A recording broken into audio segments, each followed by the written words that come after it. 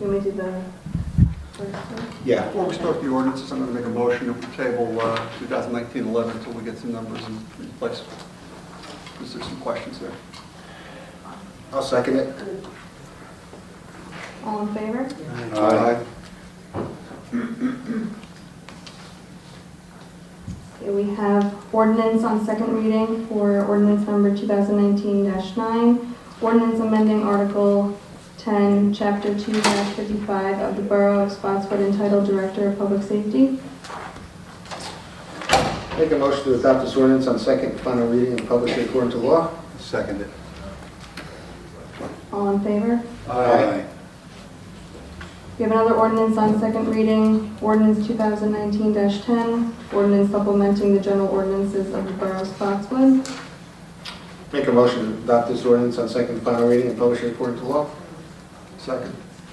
Second. All in favor? Aye. Shall we hear now? What's that? Shall we set the hearing? Oh, okay. So you can be both. Just so anybody. Yeah, I apologize. I didn't open to the public for either ordinance. If anyone has any questions or comments on those two ordinances, 2019-09, 2019-10, I'll make a motion to open to the public. Second. Second. All in favor? Aye.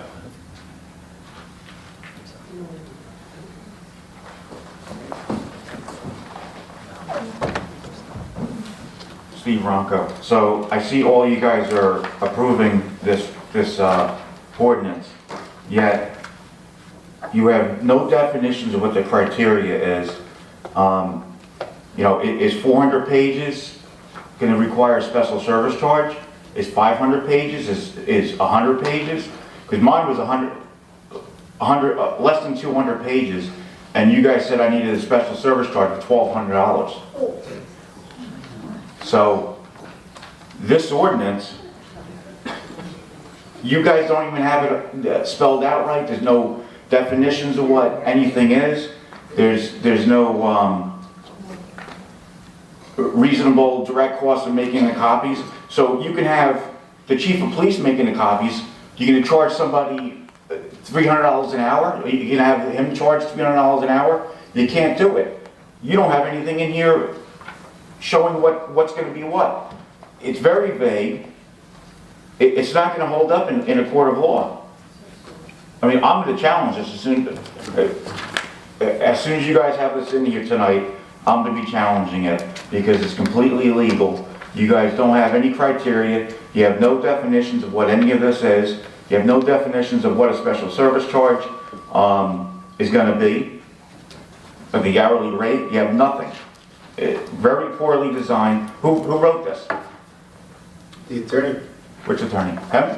He's saying you didn't. the labor attorney, no, What's his name? Adam Abramson. And so he knows about Oprah? I kind of find that hard to believe. I mean, I brought up some really good points, and it seems like you guys are going to steamroll this. And this wasn't brought up until I got that request. And she quoted as 6,000 pages. It was going to be a special service charge of $1,200. And I said, you guys can't do this because you don't have an ordinance. Gee whiz, there's an ordinance coming in. Right? Specifically because of me. You guys are playing a dangerous game and you guys are going to lose.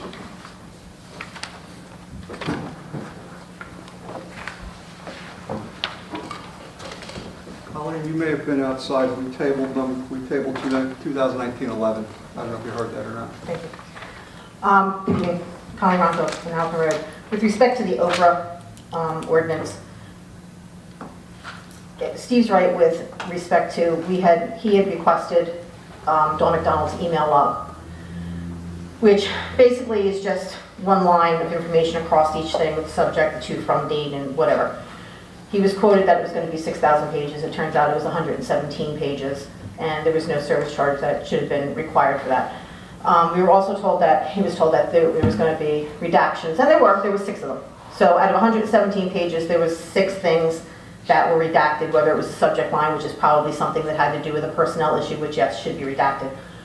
But I think in order for this ordinance to go through and for there not to be a continuing problem with Oprah, I think the fees need to be spelled out and what we are going, because, I mean, let's face it, every time an Oprah lawsuit comes in, it's going to be $3,000 minimum if you guys agree to it and don't even take it into court. I mean, Helmeta, the one lawsuit, was $72,000. $72,000 is what Helmeta had to pay for one lawsuit. And I know because it was mine. $72,000 because they fought me for over a year on the lawsuit and giving me about 15 pieces of paper.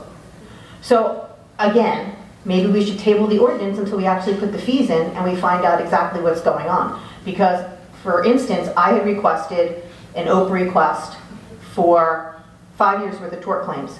Now, I can't imagine in a town at this small that we have this abundance of tort claims, and most of them have come in recently, from what I understand. They're tabling it for 4 weeks. They need a 4-week extension to get me tort claims from the attorney. Which, the only thing you can redact out of those is personal information, driver's license, social security numbers, phone numbers, personal addresses. Although I have gotten tort claims in the past where it looked like the UFO files out of Roswell because there was not a single solitary thing that wasn't redacted out other than the chief's signature. So again, maybe we need to relook at this and actually put the fees in that so that we're not paying $5, $6, $7, $8, $10, $15,000 on lawsuits when people start challenging these things.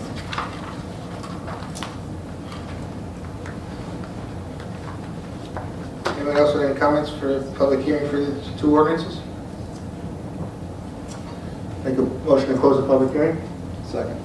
Second. All in favor? Aye. Pat, it was okay that we did both? Probably closing the public hearing. You want to hear more information? That was just for those two ordinances. We're going to have an open public session Okay. for new business. All right. Yeah, we just do the resolutions. Yep. Council President and council members, I'll take a motion to accept the resolutions on the consent agenda, resolutions 2019-121 through 2019-126. Make a motion to accept the resolutions 2019-121 through 2019-126. Second it. All in favor? Aye.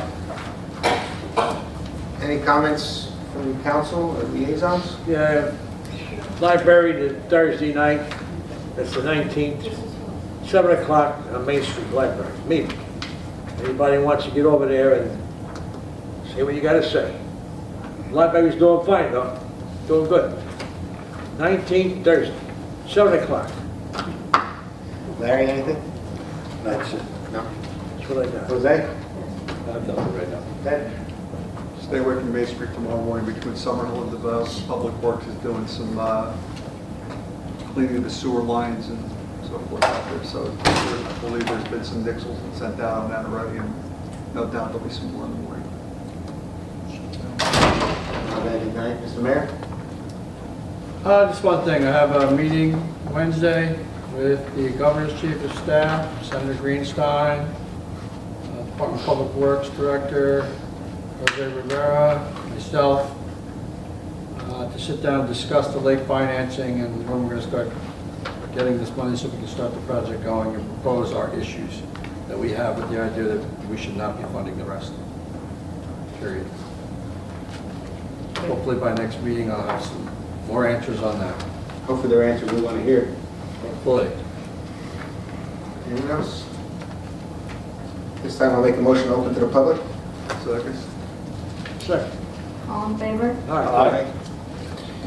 Anyone who'd like to come up, new business, just I ask you to state your name and address.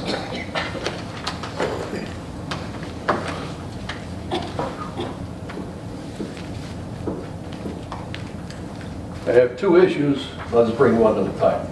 Charlie Legg, 57 Reeder Road.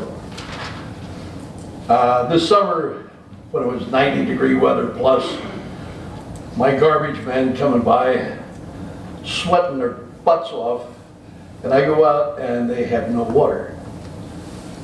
So I gave them each a bottle of water. I started buying cases of water and supplying with water throughout the hot season, only to find out that they aren't supplied with water, which is a requirement of OSHA, and which leaves the township open to another lawsuit.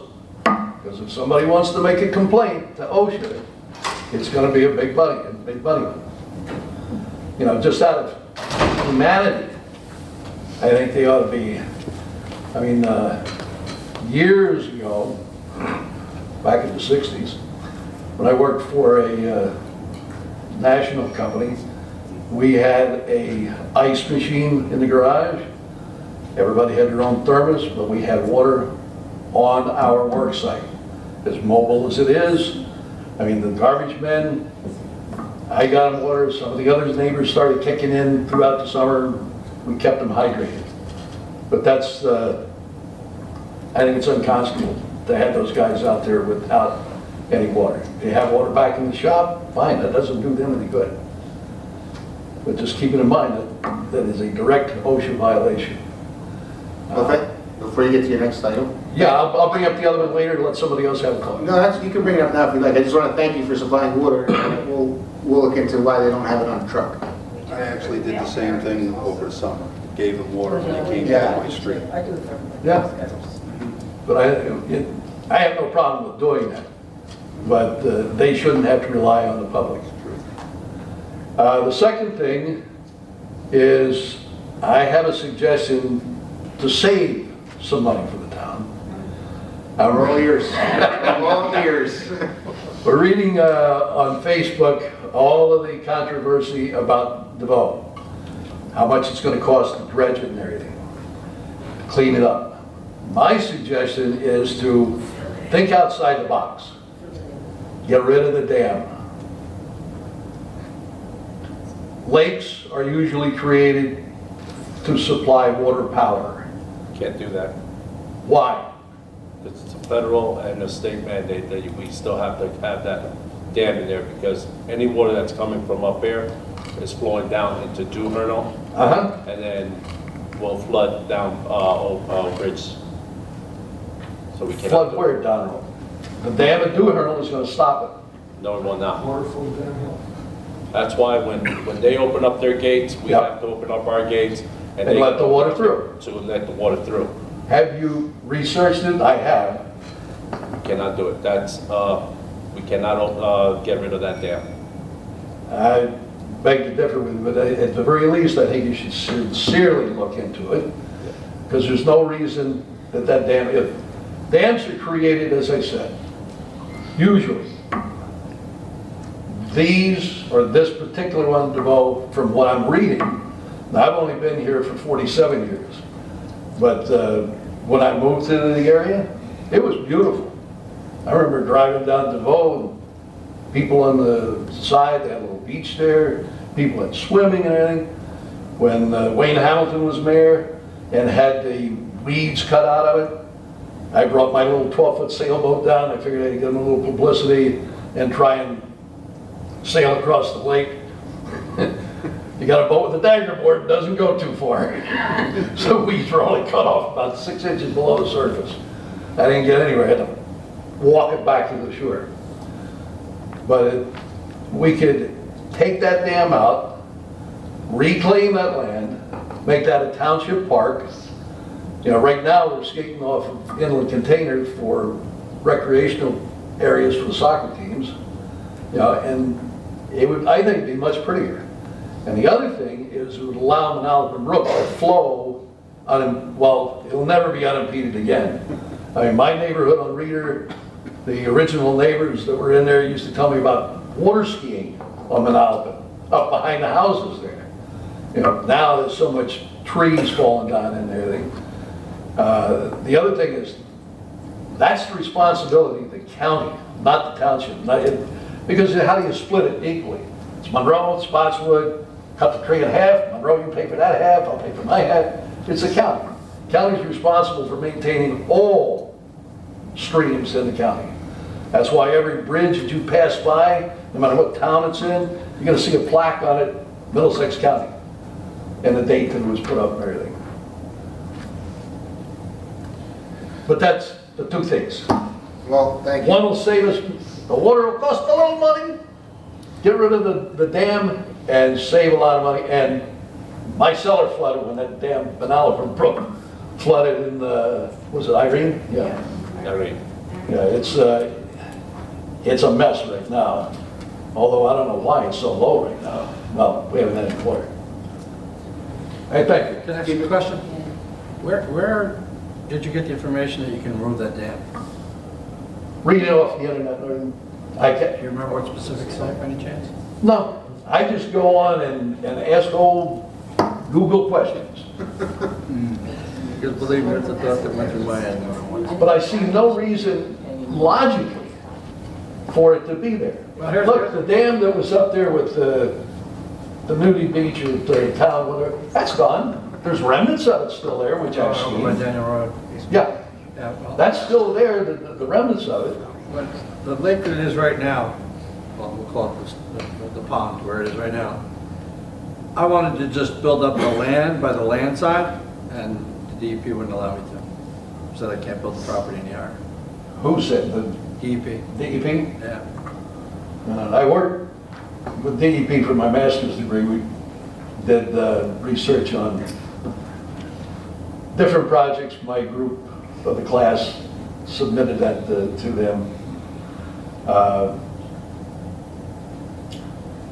From reading what I've seen on Facebook, that dam was put up back possibly for a snuff mill that used to be around the area. Yeah, so that was for water supply.